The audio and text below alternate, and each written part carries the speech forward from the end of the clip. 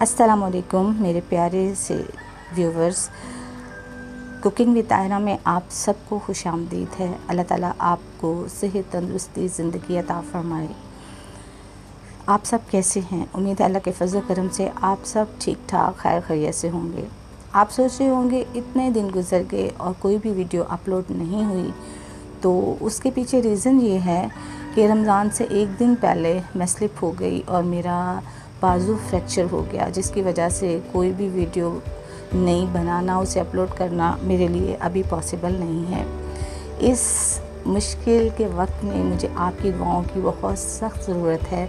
अल्लाह ताला से दुआ गो हूँ कि अल्लाह ताला किसी को भी किसी मुश्किल और परेशानी में ना डाले, और आप लोगों से गुजारिश है कि प्लीज़ मेरे लिए दुआ कीजिएगा कि मैं जल्द अज जल्द सेहतयाब हो सकूँ, आपके लिए अच्छी वीडियोज़ लेकर आऊँ और फिर हम पहले की तरह ही अच्छी वीडियोज़ एक दूसरे से शेयर करें। तो जैसे ही मैं ठीक होंगी मैं नई वीडियो अपलोड करूँगी।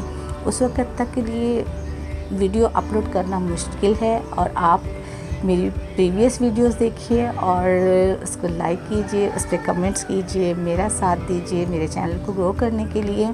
अल्लाह ताला आपको अपने हिफ्ज़ व अमान में रखे और आपको कोई दुख तकलीफ़ और परेशानी ना हो। आमीन। अल्लाह हाफ़िज़।